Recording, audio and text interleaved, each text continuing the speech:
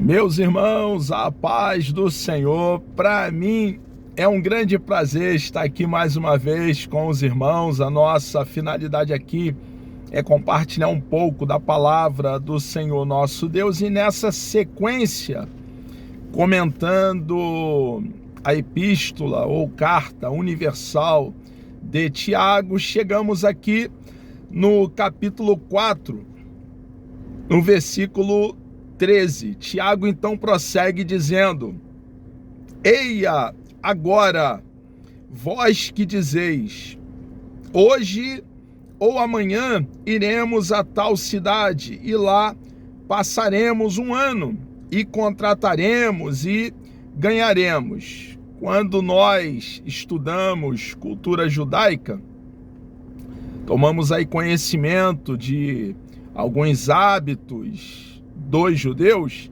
nós também percebemos, fica claro para cada um de nós, que os judeus eles eram comerciantes. Na história nós observamos até donos de bancos, homens muito bem sucedidos, homens com a vida financeira abastada. No primeiro século havia ali um desenvolvimento em todas as áreas. Então, havia essa possibilidade do investir no comércio.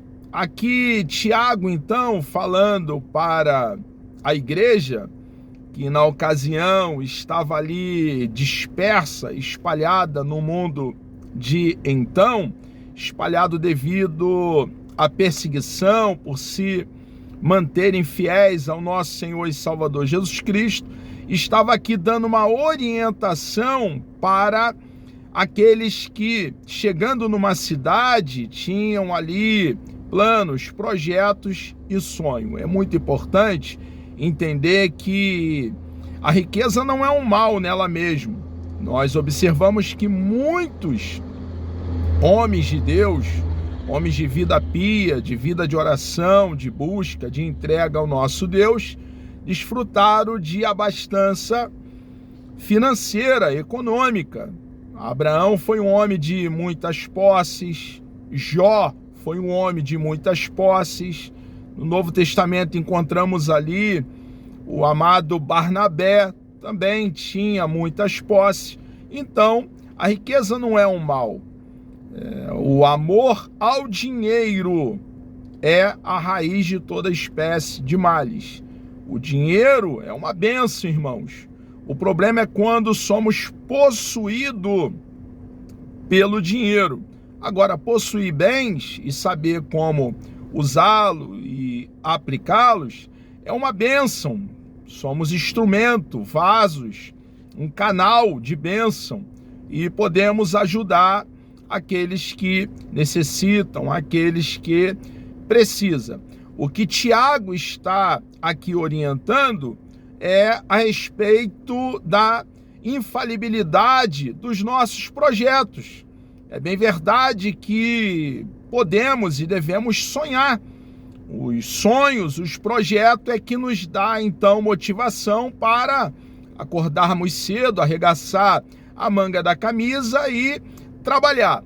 Tiago aqui está falando para irmãos que em Cristo tinham projeto, tinham planos e estavam ali deixando Deus de lado, achando que no seu braço de carne e deixando Deus fora dos seus planos, dos seus projetos, eles poderiam ser bem-sucedidos e levar a cabo tudo o que planejava. Não há como, porque nós somos seres humanos, somos um vapor.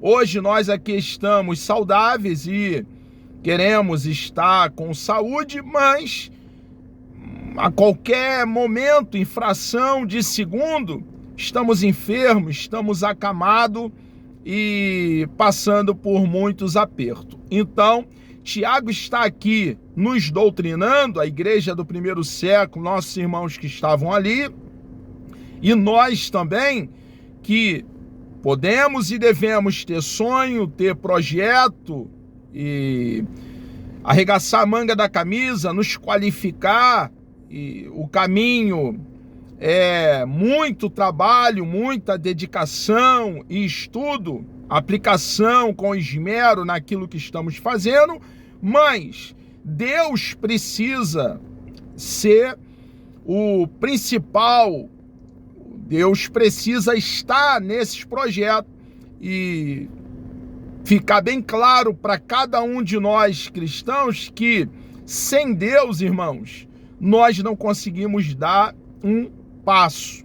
Em todas as áreas da nossa vida, o nosso Deus, nós precisamos manter a dependência dele.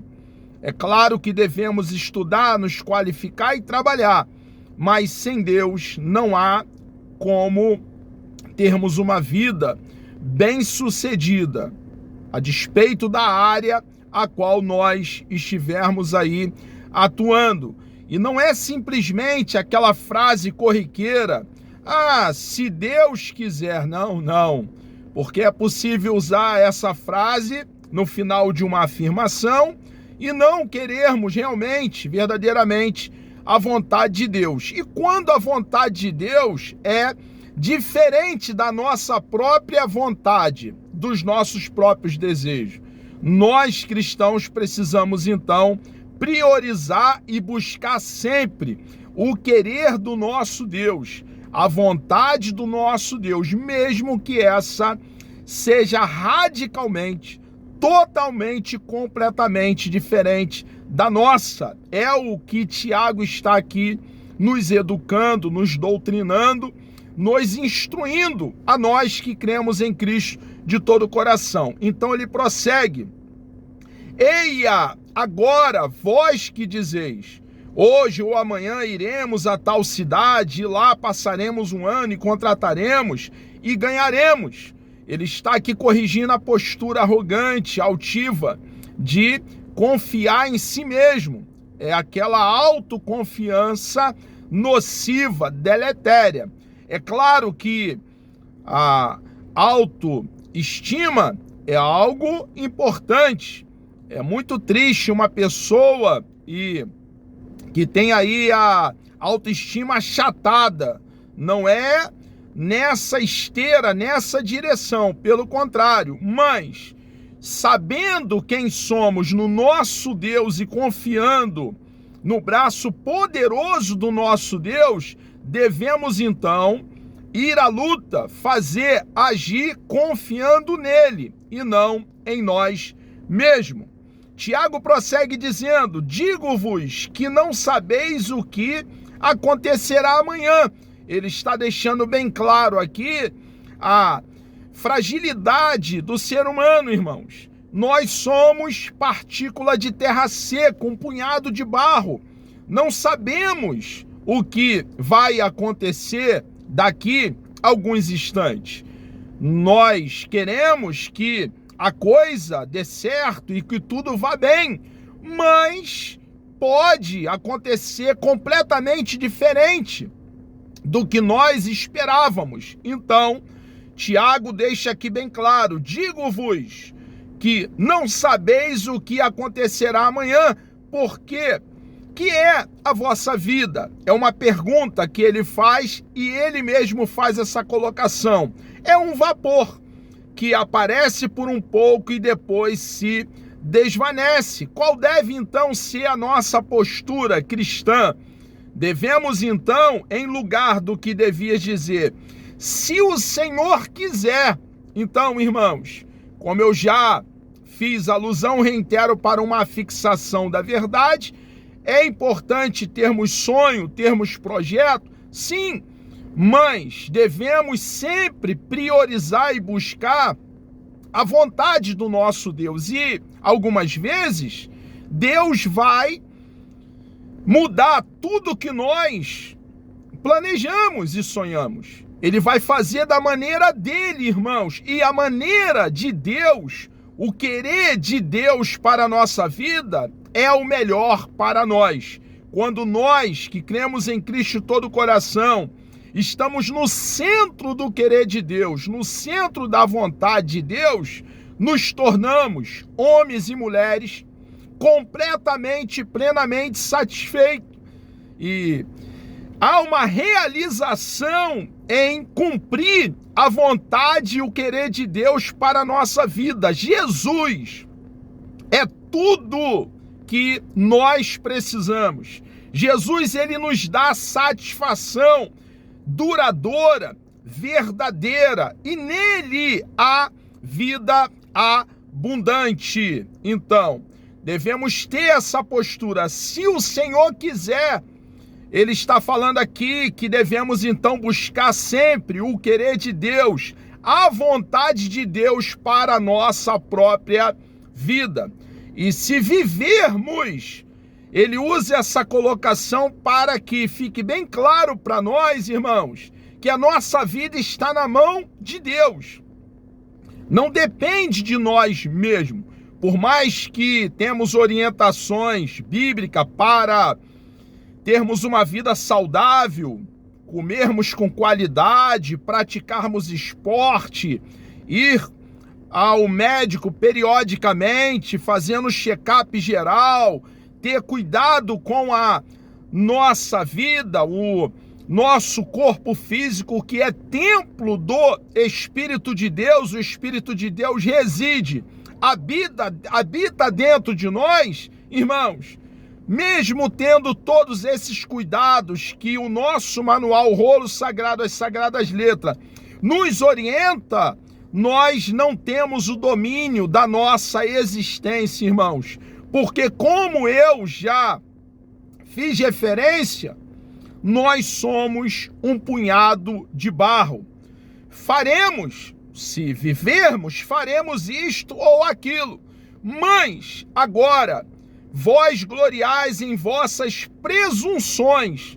Ele está aqui, então, refutando o orgulho, a altivez de nós cristãos, alguns de nós acharmos que somos alguma coisa, podemos alguma coisa, deixando Deus fora da nossa vida. Não podemos, irmãos. É impossível. Deus precisa ser o centro da nossa vida.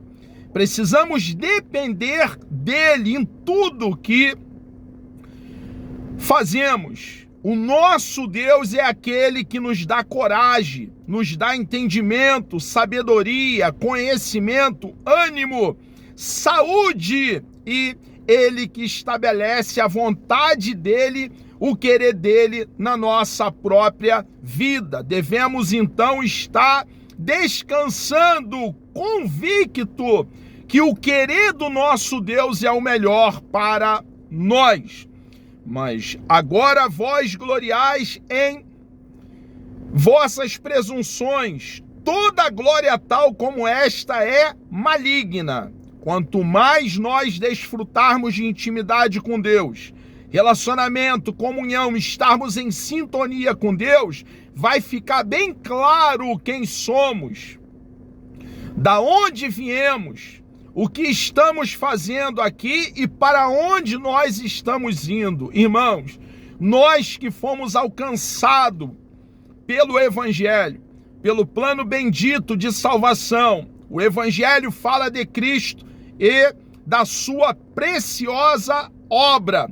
Nós que fomos feridos pelo Evangelho, precisamos então entender a missão que cabe, a incumbência que pesa sobre cada um de nós e cumpri-la.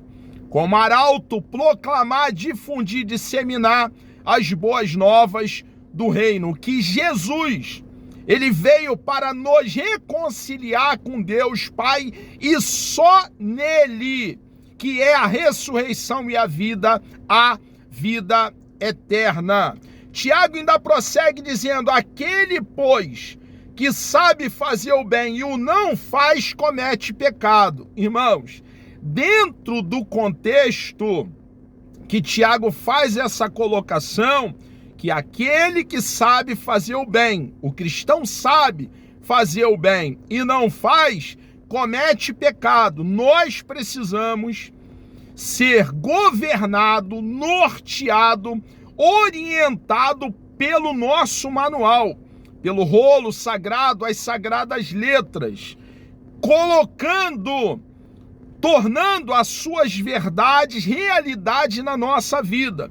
E fomos chamados então para fazer o bem, para anunciar as boas novas do reino, ajudar todos aqueles que precisam, que estão em nosso redor. É claro que não há como, irmãos, ajudar todos, literalmente, porque são muitas as necessidades da humanidade, mas podemos sim e devemos, cada um de nós cristãos, atuar na área, no contexto, no cenário qual estamos inseridos, ajudando e fazendo o bem. Chegamos aqui ao término de mais uma exposição nessa carta tão preciosa.